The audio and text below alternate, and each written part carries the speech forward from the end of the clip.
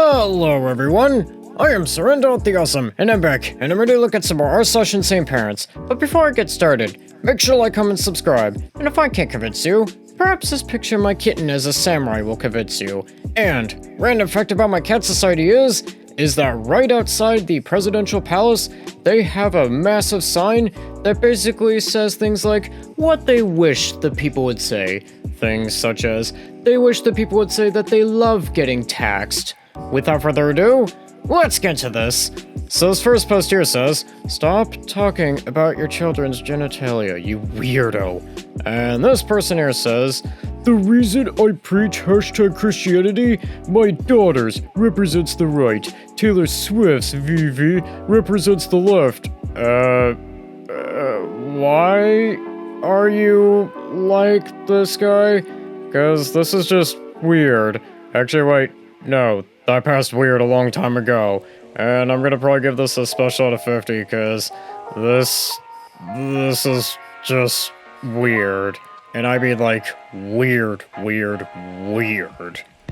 Anyways, this next post here says, "Woman decides she is entitled to sister-in-law's baby and melts down when she doesn't get what she wants." And this person here says, "Kind of needing to get this off of my chest. I don't need an opinionated response. I would like to add a title of It Should Have Been a Baby. I had my daughter July of last year. Postpartum was rough and my anxiety and depression were definitely through the roof. But early August, I found out that my brother and sister-in-law were expecting because they were simply not careful at all. They are married, have kids of their own, separate, and a kid together. My mom was the one who told me without their knowledge and had mentioned that they weren't sure what they were going to do. But I didn't really think much of it. I texted my sister-in-law pretending that I just overheard it in a conversation between my mom and brother on the phone, and she began to completely open up to me about all her struggles and worries and thoughts, which is not usual because we barely talk. She expresses that my brother is really horrible to her when she was pregnant, especially, and that her last pregnancy, she got to the point where she was, having self-offing thoughts." Anyways, this person goes on to say, "And I tried to reassure her that that did not mean that her child's life does not still hold all the value of her other children. She explained that she used to be, but when she got pregnant 3 weeks ago, post C-section, which is absolutely crazy in my opinion, and she said that she was going to have her cousin adopt the baby, but the doctor told her that she had a 50-50 chance of dying. BS. Well, that is the doctor saying that, and also, you know, getting pregnant not too long after C-section might actually have a chance of doing that." Anyways, this person goes on to say, "So she decided to abort that baby, and now she thinks differently." Well, there was a pretty good chance that she might actually die, so there's that. Anyways, this person goes on to say, "I begin to try to warm them up to the idea of my husband and I adopting this baby. My husband knows how I am, and I would do this in a heartbeat and was on board. I was maybe a month postpartum. We did not have the means, but we had a steady roof over our heads. They weren't really picking up what I was putting down, so I got more clear and proceeded to really tell them that I would do this. They had all girls, and I said I didn't care if they wanted to find out if it was a girl or a boy, and would keep it if it was a boy or give it to us if it was a girl. I begged and pleaded with them, and I wished so hard that I had the money to bribe them for that baby because I knew they were the type of people that probably would give us the baby for a price, but they stopped responding, and I knew what that meant. My mom told me a date that it was going to happen, but we soon ended up seeing them on a camping trip, and it had already been done." Yeah, like the Sill said, it was a flip of the coin whether she was going to live or die giving birth, so there's that.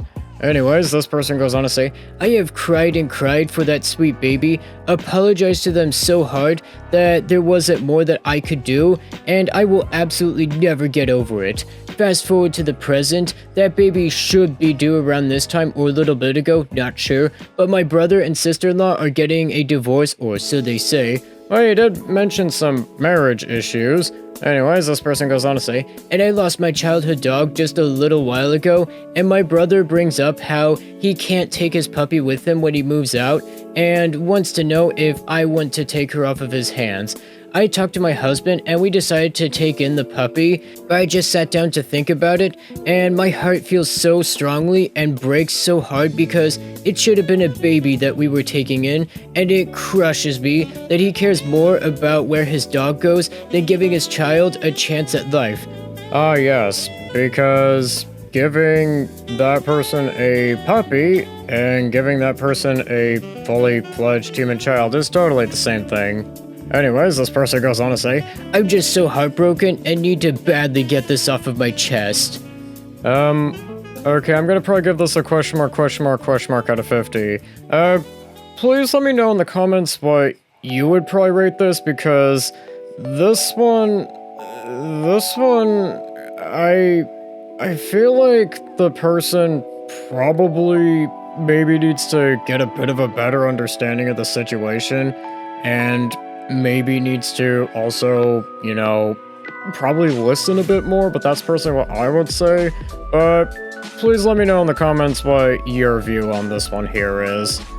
And this next post here says, leave a 17-month-old alone by himself because she wants a date night and doesn't want to pay for a sitter. Time to call CPS. And this person here says, this may be a very controversial question, but do you ever leave your kids alone once they're asleep? We have a zero village, no parents/siblings close, or friends we can switch off with. We've been paying a babysitter $20 an hour, which generally averages out to $100 a night or so, to come over and literally sit on our couch while our son sleeps. Well, I would say making sure that your son doesn't die is probably doing something.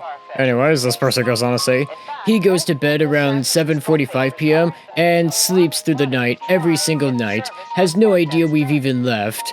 When we do this, we are at places that are anywhere from 5 to 20 minutes from our home, not far. Well, still far enough to the point where maybe having somebody, like a babysitter is not a bad idea. Anyways, this person goes on to say, we also have a Nanit camera that we can see and hear from. It's like a baby monitor on my phone wherever we're at. So are we crazy for paying a sitter to sit on our couch and do nothing? Well, again, making sure your child doesn't die is probably doing something. And no, you're not crazy for paying a babysitter to, make sure your child doesn't die. Anyways, this person goes on to say, at this point, it seems crazy. It's been 10 times and over $1,000 of literally doing nothing. Does anyone just take the monitor and go 5 minutes down the road? Well, what if something like, say, a break-in happened, or, I don't know, a fire happened? You would pretty much have to haul ass home just to make sure your child doesn't die.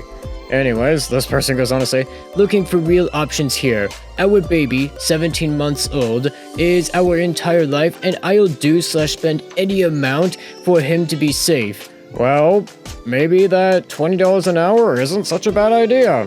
Anyways, this person goes on to say, but the amount we've spent for someone to sit around when we are so close seems kinda silly.